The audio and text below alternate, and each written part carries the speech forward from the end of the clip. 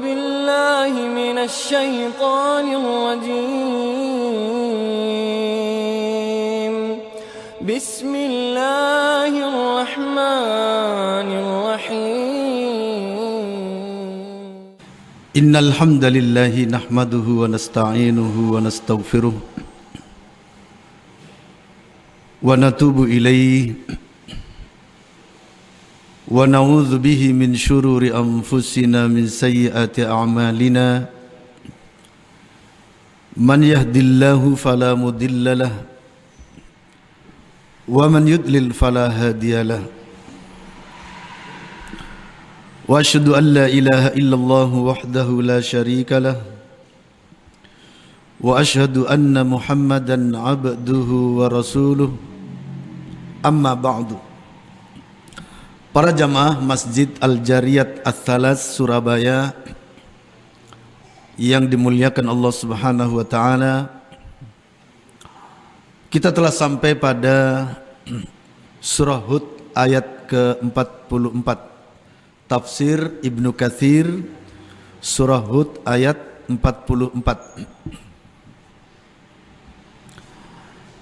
Mari kita baca secara bergantian. A'udzu billahi minasy syaithanir rajim.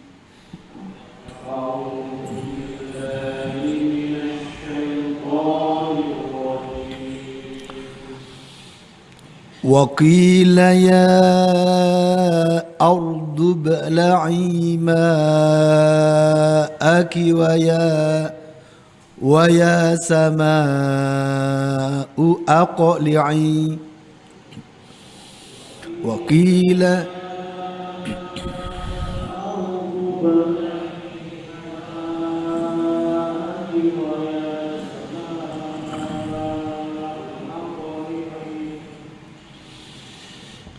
wa ya sama'u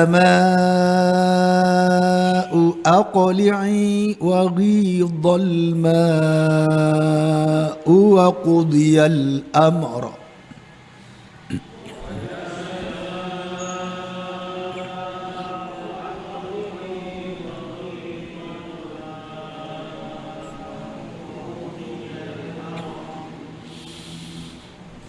wa qudiyal amru wastawat 'alal judi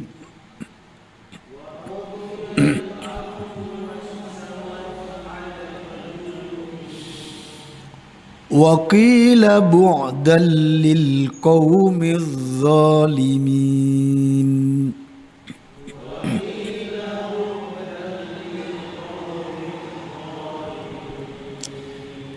Dibaca artinya.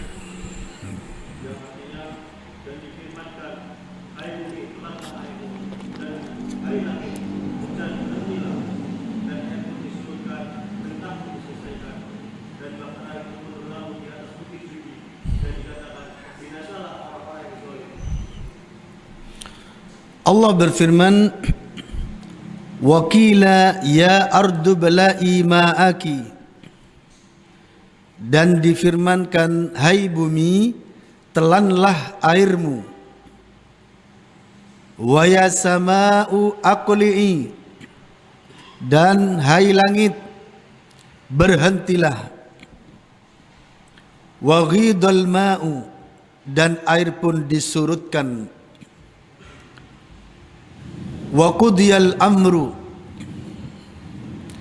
dan perintah pun diselesaikan. Wastawat 'alal judi, dan bahtera itu pun berlabuh di atas bukit Judi. Wa qila bu'dan lil qaumiz zalimin, dan dikatakan binasalah orang-orang yang zalim. Pada ayat ini Allah Subhanahu wa taala menerangkan tentang kelanjutan daripada kisah Nabi Nuh pada pertemuan yang lalu tentang banjir bah, banjir topan, di mana banjir itu menenggelamkan seluruh dunia. Karena saat itu Allah hendak membasmi segala bentuk kekafiran. Dari ayat ini pula kita dapat pelajaran bahwa bentuk kekafiran yang terjadi di masa Nabi Nuh telah dibinasakan oleh Allah Subhanahu wa taala. Kemudian kenapa bentuk-bentuk kekafiran yang terjadi di masa Nabi Nuh itu juga terjadi di masa sekarang? Apa di antara bentuk kekafirannya? Yaitu mereka menyembah berhala, menyembah Tuhan-Tuhan selain Allah Subhanahu wa taala. Sebagaimana hal itu dikisahkan oleh Allah tentang penyembahan mereka terhadap Tuhan selain Allah dalam firman Allah Subhanahu wa taala, yaitu pada surah Nuh. Pada akhir daripada surah Nuh, Allah Subhanahu wa taala berfirman tentang kisah mereka, ya. Allah menceritakan tentang kisah sesembahan kaumnya Nuh ketika didakwahkan hanya menyembah kepada Allah Subhanahu wa taala. Mereka mengatakan la tadharunna wuddan wala suwa'an wala yaghutha wa ya'uqa wa nasra. Kata mereka ini pada ayat yang ke-23, wa qalu, dan mereka berkata, yakni para pemuka-pemuka kaum Nabi Nuh saat itu, la tadharunna alihatakum, janganlah kalian tinggalkan Tuhan-Tuhan kalian, wala tadharunna waddan, dan janganlah kalian tinggalkan Wad, wala suwa'an, dan tidak pula Suwa', wala yaghutha, dan tidak pula Yaghuth, wa ya'uqa, dan Ya'uq, wa nasra, dan Nasr. Inilah lima Tuhan yang disembah pada masa Nabi Nuh alaihi salam. Dari sini para jamaah, saya pribadi juga sempat heran. Padahal Nabi Adam alaihissalam baru saja lewat 10 keturunan. 10 keturunan itu mungkin berapa ribu tahun ya?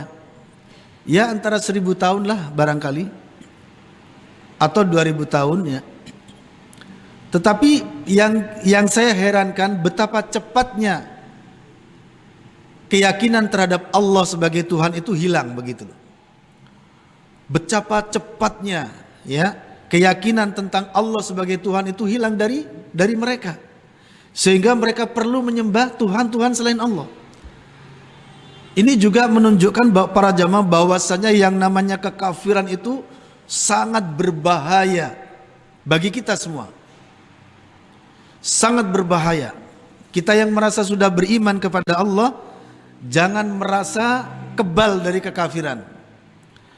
Karena yang namanya kafir atau perusak iman akan terjadi setiap saat. Apabila kita tidak pernah update dalam keimanan, tidak pernah berusaha islahul Islam, memperbaiki keislaman.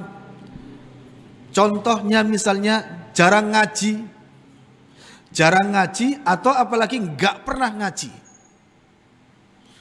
Ini sangat-sangat berbahaya. Baca Quran juga jarang, membaca kitab-kitab ilmiah juga jarang, ya, ngaji juga nggak pernah, ngaku Islam nggak pernah ngaji, nggak pernah membaca tentang keislaman, maka sangat dikhawatirkan hancurnya keimanannya dalam waktu yang cepat. Karena para jamaah, hawa nafsu itu menuju ke arah kekafiran lebih kuat daripada menuju kepada iman. Hawa nafsu menuju kepada kekafiran gak perlu dididik, sudah langsung akan lancar menuju kafir, lancar menjalankan maksiat, lancar menista agama, lancar jadi kafir. Jadi hawa nafsu untuk jadi kafir gak perlu dididik. Ini permasalahan yang serius ini. Sementara hawa nafsu menuju kepada al-iman, menuju kepada Quran dan sunnah, perlu adanya pendidikan yang serius. Kalau enggak kalah. Ini permasalahannya. Karena memang kecenderungan nafsu itu kepada yang enak-enak. Sebagaimana kisah tentang awal penciptaan surga dan neraka. Sebagaimana dalam riwayat At-Tirmidzi, Allah Subhanahu wa taala mengutus kepada Jibril, coba Jibril lihat keadaan surga.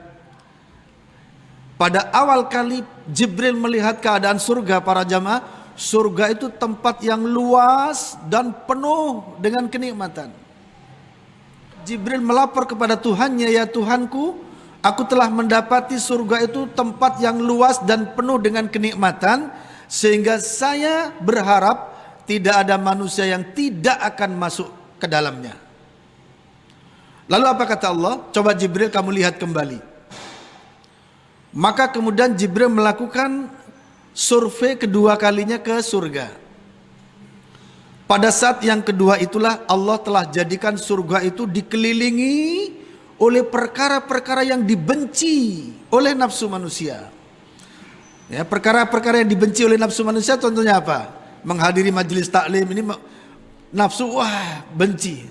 Tapi kalau diajak nonton layar tancap, berapa anunya begitu. Langsung pinjam sepeda, lari begitu. Kenapa? Karena disukai. Tapi untuk ngaji, belajar Quran dan sunnah, ya baru dikatakan bahwa sunnah itu lawannya bid'ah, langsung bid'ah. Itu orang sok suci, sok ini, sok benar sendiri. Wah, akhirnya orang-orang dihalang-halangi untuk ngaji Quran dan sunnah. Ini hawa nafsu. Sampai kepada kajian Quran dan sunnah dimanapun, tanpa didengar dulu kajiannya seperti apa. Apakah benar-benar akan memecah belah umat, apakah benar-benar mengajarkan kesesatan atau tidak, tanpa tahu. Pokoknya ngaji Quran sunnah langsung dihentikan pengajian itu. Ya, yang namanya menghentikan pengajian Quran dan sunnah berarti yang menghentikan statusnya siapa? Ya jelas ahlul bid'ah, jelas itu sudah. Kalau yang dibuyarkan kajian Quran dan sunnah, maka yang membuyarkan siapa? Siapa namanya? Ahlul bid'ah, jelas. Ya seandainya terjadi ada kajian yang membuyarkan ahlus sunnah, kenapa? Kajiannya ngajak nyembah kuburan, ngajak minta berkah di kuburan misalnya, terus dibuyarkan oleh ahlus sunnah, berarti yang dibuyarkan siapa? Ahlul bid'ah. Seperti itu sudah. Kalau yang dibuyarkan kajian Quran dan sunnah, maka yang membuyarkan jelas ahlul bid'ah. Yang kata Nabi finnar, di neraka. Kalau yang membuyarkan ahlus sunnah, kenapa kajian itu kok ngajak-ngajak bakar menyan, ngajak-ngajak minta berkah ke kuburan, maka oleh ahlus sunnah dibubarkan. Berarti yang dibubarkan siapa? Ahlul bid'ah. Seperti itu kebalikannya. Jadi akhirnya itulah nafsu. Pada malaikat Jibril yang kedua melihat surga, para jamaah, didapati oleh malaikat Jibril, surga itu tempat yang dikelilingi oleh perkara-perkara yang disukai, yang dibenci oleh hawa nafsu. Maka malaikat Jibril lapor yang kedua kalinya kepada Tuhannya, ya Rabbi, wahai Tuhanku, aku telah mendapati surga dikelilingi oleh perkara-perkara yang dibenci oleh nafsu manusia, sehingga saya khawatir tidak ada orang yang sudi memasukinya. Wallahi para jamaah, kekhawatiran malaikat Jibril ini ternyata terjadi saat ini para jamaah. Ternyata bisa kita gambarkan kemungkinan terjadinya. Kemudian apa kata Allah? Coba kamu lihat neraka. Pada pertama kali Jibril melihat neraka, para jamaah, didapati oleh malaikat Jibril, neraka itu tempat yang penat, sesak, sempit. Maka kemudian Jibril melapor kepada Tuhannya, ya Tuhanku, aku mendapati neraka itu sesak, sempit, dan saya berharap tidak ada manusia yang sudi memasukinya. Lalu apa kata Allah? Coba kamu lihat kembali. Maka Jibril melakukan survei yang kedua kalinya. Ternyata Jibril mendapati neraka itu telah dikepung, dikelilingi oleh perkara-perkara yang disukai, dicintai, disenangi oleh hawa nafsu manusia. Maka kemudian malaikat Jibril datang kepada Tuhannya, wahai Tuhanku, aku telah mendapati neraka itu telah dikelilingi oleh perkara-perkara yang dicintai, disukai oleh hawa nafsu, sehingga saya khawatir tidak ada manusia yang selamat darinya. Inilah kekhawatiran malaikat Jibril, para jemaah. Itulah hawa nafsu. Pada diri kita ada hawa nafsu. Dan hawa nafsu itu, para jamaah, sebenarnya anugerah dari Allah Subhanahu wa taala. Tetapi permasalahannya ketika kita tidak mendidiknya, maka hawa nafsulah yang akan menyeret kita ke dalam neraka yang paling dalam. Makanya memang penting hawa nafsu itu ditarbiyah al-hasanah, dididik dengan baik. Ya, dia selalu dibawa ke masjid, selalu dibawa ngaji, selalu dibawa melakukan amal-amal soleh, sampai pada akhirnya hawa nafsu kita pun tunduk dengan keimanan kita. Nah, ketika itulah kita akan menjadi orang-orang yang soleh, orang-orang yang istiqomah di atas penghambaan dirinya kepada Allah Subhanahu wa taala. Kembali kepada kisah awal, para jamaah, benar-benar kekafiran itu terjadi di masa Nabi Nuh. Penyembahan terhadap selain Allah kepada 5 Tuhan. Pertama yaitu Wad, kemudian Suwa, kemudian Yaghuth, kemudian Ya'uq, kemudian Nasr. Anda tahu siapa 5 orang ulama ini? Siapa 5 Tuhan ini? Mereka adalah 5 ulama. 5 ulama yang memiliki harismatik bagi para murid-muridnya, sampai pada akhirnya mereka mengagumi. Nah, saat itulah para dai-dai salaf, para dai-dai ahlus sunnah di masa itu, para dai-dai yang akidahnya masih tegak, sudah mulai menua, sudah banyak yang berguguran dan tidak memiliki pengikut yang kuat. Saat itulah, para jemaah, iblis berupa manusia, mendo-mendo jadi manusia. Mendo-mendo itu bahasa Indonesianya apa? Menyerupai, nyamar-nyamar jadi manusia. Kemudian mempengaruhi banyak orang, daripada sekedar di angan-angan, sekedar dieluk-elukan namanya, sebaiknya digambar saja, kata iblis. Digambar saja yang namanya Wat itu seperti apa orangnya, postur tubuhnya seperti apa, begitu juga Suwa dan yang lainnya. Dibisikin, akhirnya sepakat. Nah, saat itu bergambar belum dilarang, foto belum dilarang, para jamaah. Makanya kalau sekarang di dalam Islam, foto gambar orang yang bernyawa itu dilarang. Sampai Nabi mengatakan, barang siapa yang menggambar makhluk bernyawa, manusiakah atau hewankah, yang penting bernyawa, nanti di antara siksanya di akhirat, dia akan dipaksa untuk menghidupkan oleh Allah. Hidupkan, itulah siksaannya. Ketika tidak bisa disiksa, hidupkan, gak bisa disiksa lagi. Orang yang suka gambar makhluk hidup, manusia atau hewan, maka nanti siksaannya akan dipaksa menghidupkan gambar itu tadi. Kasih nyawa begitu. Bagaimana mungkin? Itulah siksaannya. Makanya yang suka-suka gambar, gak usah gambar makhluk hidup, ya. Yang suka gambar laut-laut misalnya, gak perlu ada ikan moncongnya, kelihatan. Atau apalagi gambar orang mancingnya sak yang dipancing, ya. Orang yang mancing sekaligus yang dipancing kelihatan. Dua-duanya nanti malaikat khusus yang akan datang hidupkan itu. Dan itu sudah siksanya, para jemaah. Di dalam Islam kenapa foto dilarang, para jemaah? Menggambar orang dilarang kalau nggak ada kepentingan. Kalau ada kepentingan seperti KTP nggak apa-apa. Selfie-selfian nggak ada gunanya. Sebenarnya nggak ada manfaatnya, para jemaah. Kenapa dilarang di dalam Islam? Karena dari gambar itulah asal mulanya terjadinya berhala. Baru tahu sekarang? Itulah makanya di dalam tafsir Ibnu Katsir diterangkan dengan jelas. Karena sebab gambar, sebab foto, maka kemudian jadilah berhala. Sehingga di dalam Islam dilarang gambar itu. Tadinya hanya digambar saja, ditaruh di tembok-tembok, setiap datang, pulang, pergi, habis kerja, ini kiai saya, ini ustadz saya kalau zaman sekarang begitu ya. Dieluk-elukan. Iblis tenang, karena iblis itu dai kepada kesesatan yang tenang.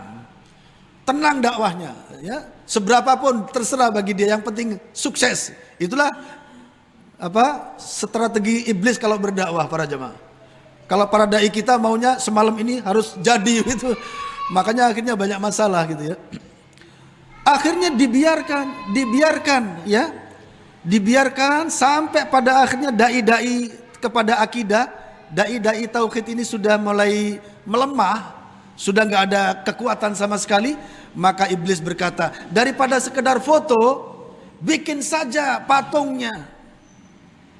Akhirnya dibikin patung di rumah-rumah, di kawasan Suwa ada patung Suwa, di kawasan Yagos ada patung Yagos, dan begitu seterusnya. Sampai pada akhirnya setelah para dai salaf ahlu sunnah saat itu sudah tidak ada para jamaah, yang ada adalah orang-orang liberal, orang-orang yang sok islami padahal jauh dari Islam ya. Orang yang otaknya otak ya liberal itu saat itu. Yang ada hanya itu. Maka iblis mengatakan, daripada sekedar patung dipajang, sembah sekalian. Maka disembah para jamaah. Itulah kronologinya. Akhirnya Allah untuk membangkitkan keimanan mereka mengutus siapa? Nabi Nuh alaihi salam. Itulah sebab kenapa Nabi Nuh dibangkitkan untuk diutus untuk membangkitkan iman mereka. Dan itu pula sebab mengapa Nabi Nuh disebut Rasul yang pertama kali di muka bumi. Di dalam hadis sahih, Nabi menyebutkan Rasul yang pertama kali Nabi Adam. Dalam hadis yang sama-sama sahih, ketika berhubungan dengan masalah syafaat, di situ Nabi mengatakan bahwa Nabi Rasul yang pertama kali di muka bumi siapa? Nabi Nuh alaihissalam. Bahkan Nabi Adam sendiri yang mengatakan hal seperti itu. Ini artinya Nabi Adam Rasul yang pertama dalam satu hal, sedangkan Nabi Nuh Rasul yang pertama dalam hal yang lain, yaitu dalam hal membangkitkan umat yang pertama kali setelah rusaknya. Ayo menyembah Allah, wahai kaumku, ayo menyembah Allah. Yang pertama kali seperti itu sejak Nabi Adam wafat, siapa? Nabi Nuh alaihi salam. Makanya Nabi Nuh terkenal Rasul yang pertama di alam semesta ini. Ma'asyiral muslimin rahimani wa rahimakumullah. Kemudian terjadilah banjir bah sampai kepada putranya pun binasa karenanya. Sampai juga ada seorang wanita yang menggendong anak, nanti akan diceritakan kisahnya, yang kemudian saking sayangnya sama anaknya sampai diangkat, akhirnya dua-duanya tenggelam. Sampai Allah katakan, seandainya Allah memberikan kasih sayang kepada orang kafir itu, niscaya ibu ini lebih disayang oleh Allah. Tapi karena sama-sama tidak beriman, maka sama-sama tenggelam. Baik dilihat daripada tafsirnya.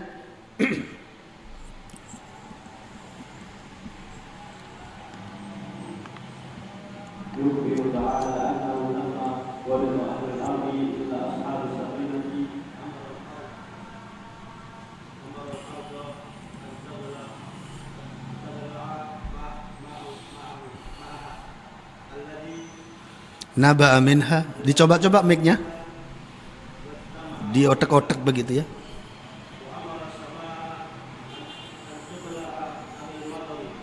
Taib. Yukhbiru ta'ala, Allah Ta'ala memberitakan annahu bahwasanya lamma gharaqa atau lamma ghariqa ahlul ardi, tatkala penduduk bumi ini telah tenggelam ya, keram, illa ashabus safinah, kecuali orang-orang yang ada dalam kapal, perahu. Safinah itu artinya perahu. Makanya bapak-bapak dulu yang dari desa pernah nggak ngaji kitab Safinatun Najah? Halo, ada nggak? Kalau saya dulu sampai jadi guru ya, sampai ngajar khusus Safinatun Najah. Itu kitab fikih kecil yang ada di pondok-pondok pesantren yang pakai bahasa Jawa. Faslun utawi ikilah fasalah gitu maknanya. Ya. Nah, safinatun najah artinya bahtera penyelamat. Bahtera keselamatan, begitu maksudnya. Ini judul kitabnya bagus sekali. Nah, semua tenggelam kecuali orang-orang yang ada dalam safinah. Semua gunung-gunung tenggelam. Kalau gunung-gunung tenggelam, itu artinya bumi tenggelam para jemaah. Kalau gunungnya tenggelam, maka buminya berarti tenggelam. Kecuali satu gunung saja, yang disebut Gunung Al-Judi. Di mana Gunung Al-Judi ini, ketika air sudah mulai, ketika air semakin tinggi, gunung ini semakin tinggi, semakin tinggi begitu, mengikuti gerakan air itu. Dan dia tunduk kepada perintah Allah yang memang oleh Allah akan dijadikan tempat berlabuhnya kapal Nabi Nuh. Maka dijadikan dia, sementara gunung-gunung yang lain sudah tenggelam seluruhnya di muka bumi ini, kecuali satu gunung ini selalu dia di atas air, di atas permukaan air, karena perintah Allah Subhanahu wa ta'ala. Kemudian waqudiyal amr, amara al-arda an tabla'a ma'aha. Kemudian setelah air itu sudah menenggelamkan seluruhnya, maka Allah menyuruh bumi an tabla'a ma'aha, agar menyerap airnya, alladzi naba'a minha, yang mana ia bersumber darinya. Jadi sumber-sumber yang tadinya mengeluarkan air kemudian menyerap kembali, ya. Wajtama'a 'alaiha, dan air itu kumpul pada sumber tadi, masuk ke dalamnya. Dan Allah simpan di dalam bumi, dalam perut bumi para jamaah. Dan Allah yang Maha tahu bagaimana bentuknya. Wa amaras samaa'a an tuqli'a 'anil matar. Dan Allah menyuruh langit agar meredakan hujannya. An tuqli'a itu artinya mencabut, ya, menghentikan. Kalau bahasa kita berarti meredakan.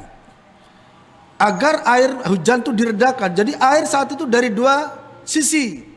Dari tanah nyumber, dari langit hujan. Dua kekuatan. Kekuatan bumi, kekuatan langit berpadu jadi satu. Tenggelam semua orang kafir. Lalu kok masih ada kekafiran sekarang para jamaah? Nah ini masalahnya. Kan ada cerita pada pertemuan yang lalu. Pada saat Allah menyuruh semuanya masuk ke dalam bahtera, binatang-binatang semuanya naik, kecuali binatang apa kemarin itu? Khimar.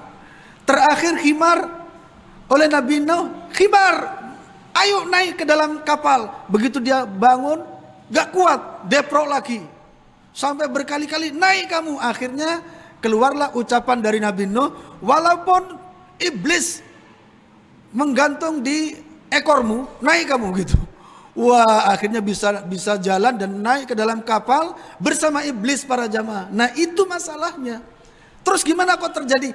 Itu settingan Allah Subhanahu wa ta'ala. Itu strategi Allah Subhanahu wa ta'ala. Karena kalau seandainya iblis saat itu ikut tenggelam para jamaah, maka berarti kita sekarang apa? Semuanya insya Allah calon penduduk surga. Kenapa? Karena gak ada kerusakan.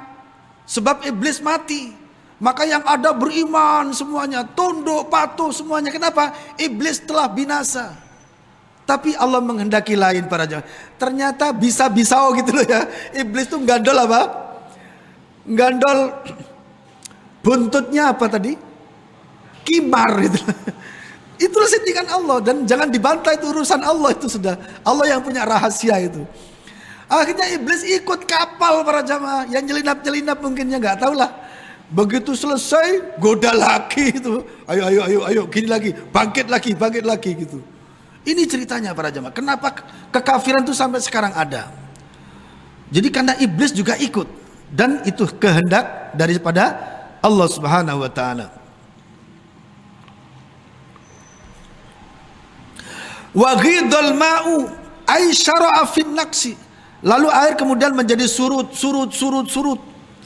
Ya, sampai kering. Wa qudiyal amru, dan selesailah permasalahannya, urusannya selesai sudah. Ai furigo min ahlil ardi qatibatan, diselesaikan urusannya oleh Allah dari penduduk bumi qatibatan secara keseluruhan. Selesai sudah.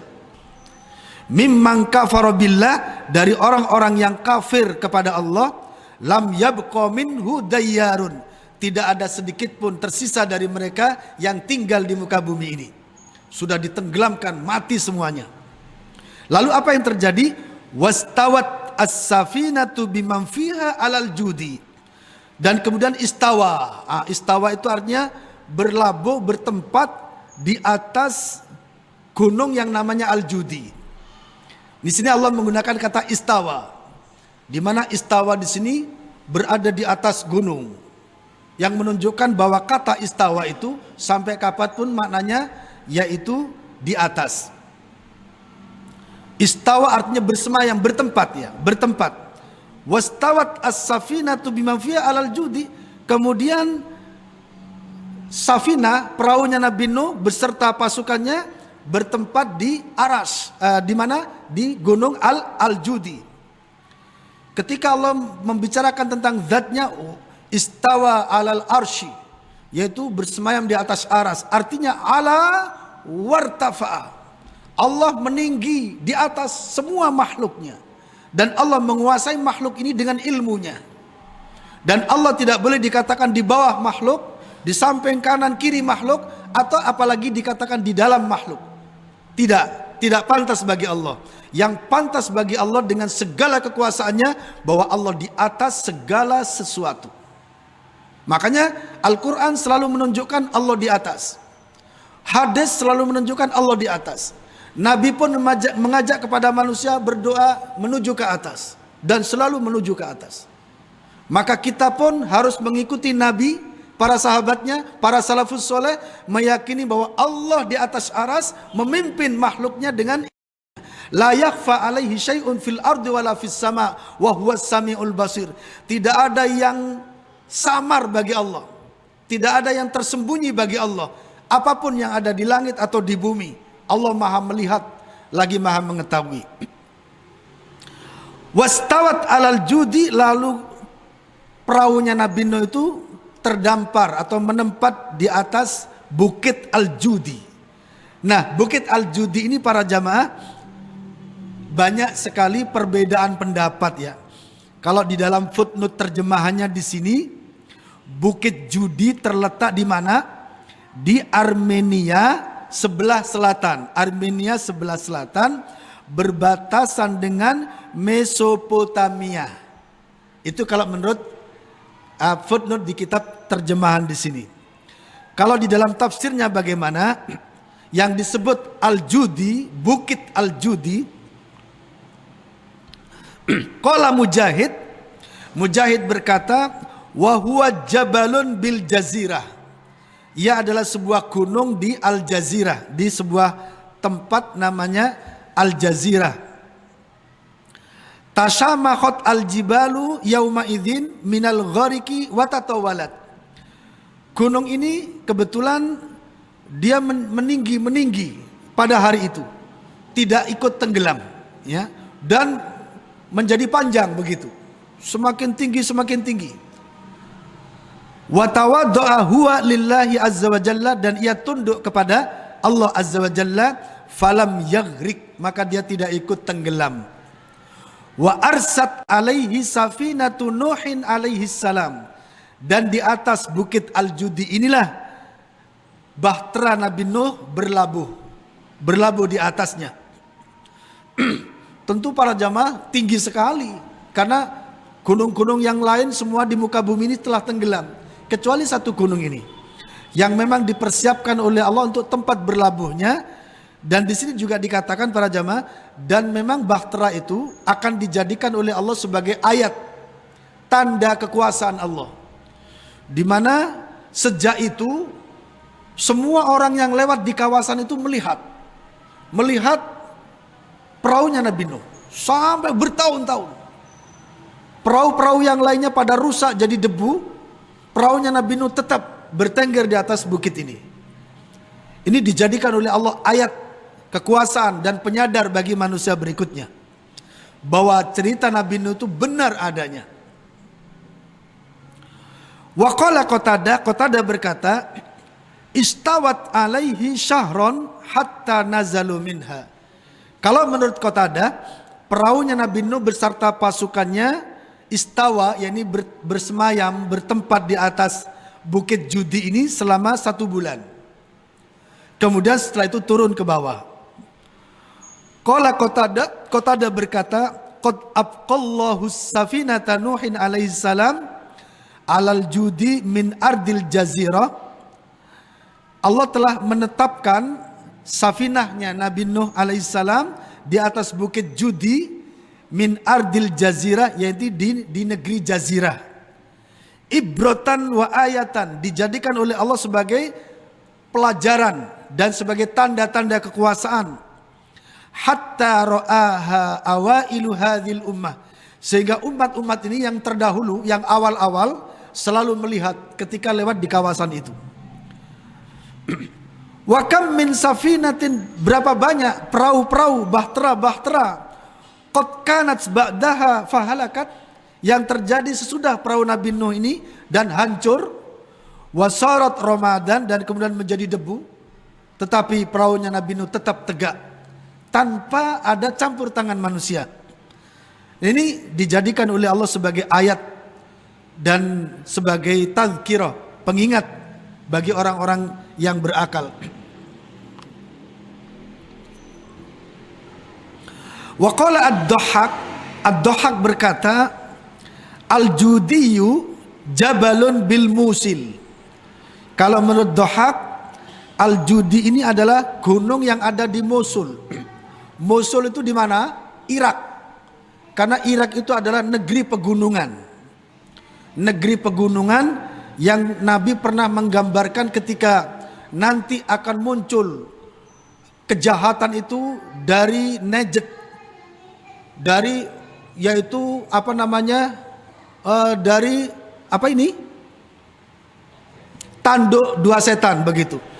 Nah, yang dimaksud Najd ternyata adalah pegunungan Irak para jamaah, bukan Najd yang ada di Mekah.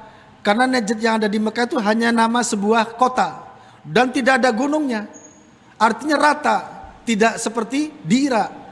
Maka Nabi mengarah ke arah timur, artinya ke arah Irak. Karena Irak bagian daripada Arab. Makanya orang Arab bilang, dan Najd kami ya Rasulullah, Najd kami yang dimaksud adalah Irak atau Persia secara umum. Makanya para jamaah di Persia, di Irak, Iran, Khurasan ini juga munculnya ulama-ulama besar dunia, juga munculnya fitnah-fitnah di muka bumi ini. Dan sekarang fitnah itu sudah mulai bermunculan. Orang ahlus sunnahnya di Irak sudah dikalahkan, ahlus sunnah di Iran sudah dikalahkan, dan mereka banyak terbunuh dan tidak punya kekuasaan. Bahkan sekarang Irak pun sudah dikuasai oleh orang Syiah. Dan ini lambang kerusakan terjadi. Dan Khurasan yang dimaksud adalah kaum Yahudi. Khurasan itu adalah kampung Yahudi. Yang mana kata Rasulullah, nanti dari Khurasan inilah Dajjal akan muncul. Di mana Khurasan? Di Iran para jamaah. Jadi itulah yang dimaksud Najd oleh Rasulullah sallallahu alaihi wasallam. Yang kemudian kebetulan Syekh Muhammad bin Abdul Wahab lahir di Najd, maka dakwahnya dihubung-hubungkan dengan hadis ini. Dakwahnya dihubung-hubungkan dengan calon munculnya tanduk setan begitu. Padahal tidak ada bukti sama sekali. Kenapa? Buktinya Syekh Muhammad bin Abdul Wahab tidak berdakwah kepada kerusakan, melainkan membangkitkan umat kepada al-aqidah al-islamiyah as-sahihah, kepada akidah Islamiyah yang benar, yang asli dari Al-Quran dan Sunnah, sebagaimana pemahaman para sahabat ridwanullahi alaihim. Bersumber dari mana dakwah itu? Dari Najd yang ada di Mekah.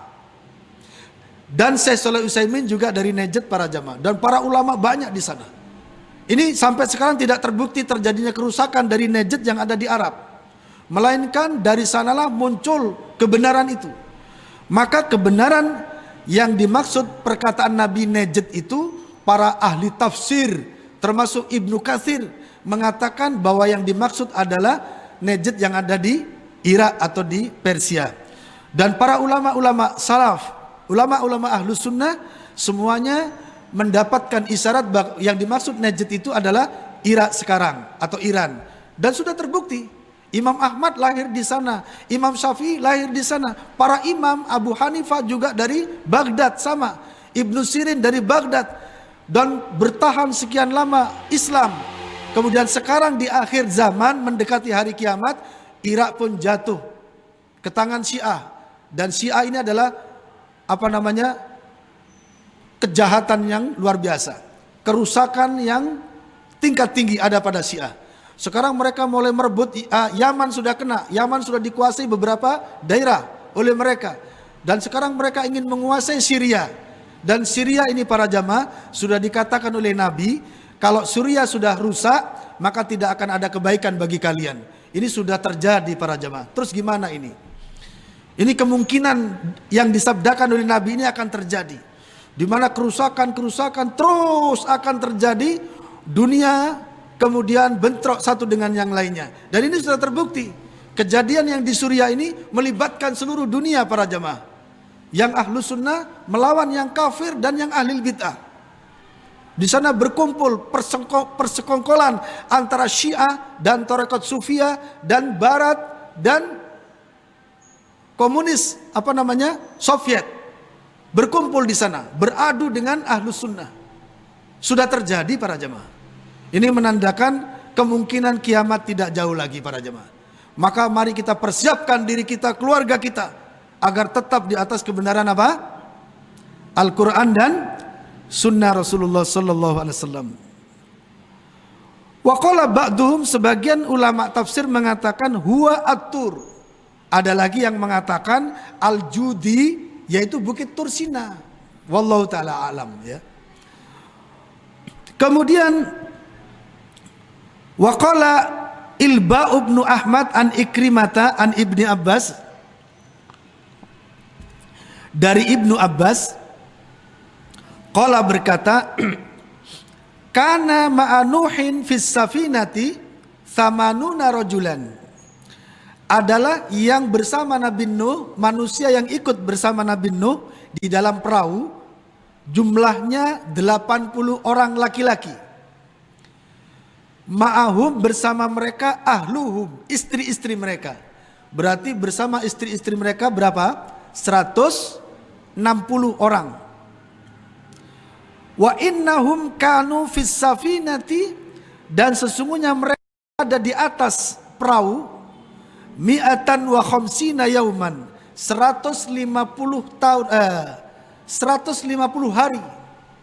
150 hari itu berapa bulan ya? Tinggal mengalihkan gitu ya. Wa innallaha, dan sesungguhnya Allah, wajjaha as-safinata ila Makkah. Pada saat itulah, sedang di atas air itu, Allah mengarahkan perahunya Nabi Nuh ke arah Mekah. Ke arah Mekah. Fadarat bil baiti arba'ina yauman. Kemudian perahunya Nabi Nuh itu berputar-putar tawaf di Ka'bah saat itu sebanyak 40 hari. Selama 40 hari perahunya Nabi Nuh berputar-putar di Ka'bah saat itu, menurut riwayat Ibnu Abbas. Summa wajjahaha Allahu ilal judi. Kemudian setelah berputar-putar di Ka'bah selama 40 hari, Allah arahkan ia ke pucuk Bukit Al-Judi. Ke pucuknya Bukit Al-Judi, fastaqarrat alaihi, lalu ia menetap, istawa, menetap di atasnya. Lalu setelah perahunya Nabi Nuh terdampar di atas Bukit Judi ini, faba'atha Nuhun al-ghuraba liya'tiyahu bi khabaril ardi. Lalu Allah memanggil seekor burung gagak. Burung gagak diperintahkan agar burung gagak turun ke tanah untuk memastikan apakah sudah surut atau belum. Lalu apa yang terjadi? Ternyata burung gagak ini menyalahi perintah para jamaah. Fadhahaba fawaqa'a 'alal jayfi fa'abta'at 'alaihi. Lalu si gagak ini turun, Setelah turun ternyata di tanah menemukan kotoran-kotoran hewan. Ya, celetong-celetong. Dia masih makanin celetong-celetong itu sehingga terlambat datang kepada Nabi Nuh alaihissalam. Karena terlambat gak datang-datang para jamaah. Lalu apa yang terjadi? Lalu Nabi Nuh mengutus apa? Faba'atha al-hammamata. Lalu Nabi Nuh mengutus seekor burung hammamah itu apa? Burung dara. Seekor burung dara. Fa'atathu biwarokiz zaitun. Burung dara kemudian turun ke bawah dan berhasil membawa daunnya, daun zaitun. Wala tohat rijlaiha bitin, dan burung hammamah ini, burung dara ini kemudian mengotori, melumuri ya. Wala tohat ini melumuri kedua kakinya dengan dut. Dengan dut, apa dut itu bahasa Indonesianya? Lumpur ya, dengan tanah. Yang tanah liat yang masih ada airnya. Kemudian dia menginjak-injak supaya kelihatan di kakinya. Maka dia terbang kembali menemui Nabi Nuh alaihissalam dengan membawa daun zaitun dan tanda kakinya berlumuran dengan tanah. Fa'arafana Nuhun alaihissalam, maka dari situlah Nabi Nuh mengetahui annal ma'a qad nadaba, bahwasanya air telah surut. Dari situlah Nabi Nuh tahu air telah surut. Lalu apa yang terjadi? Fahabata ila asfalil judi. Lalu Nabi Nuh turun ke lembah, ke bawahnya gunung Judi. Turun, fa'abtana qaryatan wa sammaha thamanina. Lalu di bawah lembah Judi, bukit Judi inilah Nabi Nuh membangun sebuah perkampungan. Membangun sebuah perkampungan yang jumlah rumahnya sebanyak berapa? 80 rumah. Wasammaha thamanina, yang kemudian desa itu disebut desa Thamanin. Mungkin sampai sekarang masih ada. Kalau kita bisa mencapai desa ini para jamaah, berarti kita telah sampai kepada pusat kisah Nabi Nuh. Ketika membangun perkampungan sebanyak 80 rumah, kampung tadi, desa tadi dinamakan apa? Desa Samanina. Lalu apa yang terjadi setelah berhari-hari berumah tangga di situ? Fa'asbahu dzata yaumin wa qad tabalbalat alsinatuhum ala thamanina lughatan. Suatu hari para jamaah, ternyata Allah jadikan mereka lesan-lesan mereka telah berlainan bahasa. Yang jumlah bahasanya ada 80 bahasa. Ini kejadiannya. 80 rumah ini tiba-tiba di suatu hari mereka tidak bisa berbicara seperti bahasa sebelumnya. Melainkan mereka berbicara dengan bahasa yang beda-beda. Mungkin satunya bahasa Arab, mungkin satunya bahasa Inggris, mungkin satunya bahasa Urdu, entah bahasa Indonesia sudah ada satu tahun, sebelum tahu ini ya. Yang jelas ini 80 bahasa. Akhirnya mereka, apa yang terjadi? Ala thamanina lughatan, menjadi 80 bahasa. Ihdaha al-lisanul arabi. Salah satu dari 80 bahasa itu ternyata lesan Arab. Jadi mengeluarkan kata-kata bahasa Arab. Fakana ba'duhum la yafqahu kalama ba'din. Maka 80 rumah ini satu dengan yang lainnya saling tidak mengerti bahasa satu dengan yang lainnya. Saling tidak mengerti. Akhirnya apa? Wa kana Nuhun alaihi salam yu'abbiru anhum. Maka Nabi Nuh lah yang menerjemahkan bahasa-bahasa mereka satu dengan yang lainnya. Ini yang bahasa Arab, ini yang mungkin bahasa Inggris, ini yang mungkin bahasa Urdu, mungkin begitu ya. Nabi Nuh menerangkan satu persatunya. Berarti Nabi Nuh itu pinter bahasa Arab, pinter bahasa Inggris juga insya Allah ya. Ini ya penerjemahnya Nabi Nuh sampai mereka saling mengerti bahasa. Jadi saat itu para jamaah, langsung Allah jadikan lesan-lesan mereka berbeda bahasa. Salah satunya berbahasa Arab. Ini salah satunya.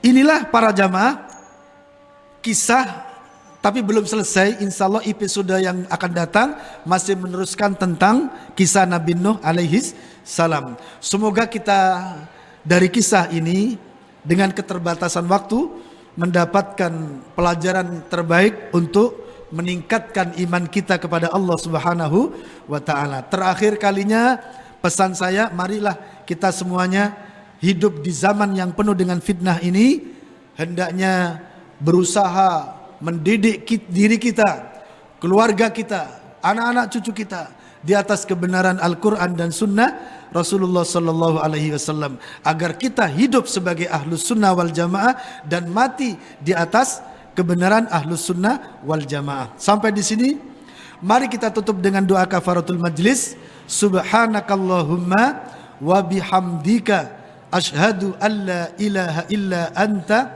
astaghfiruka wa atubu ilaik. Assalamualaikum warahmatullahi wabarakatuh. أعوذ بالله من الشيطان الرجيم بسم الله الرحمن الرحيم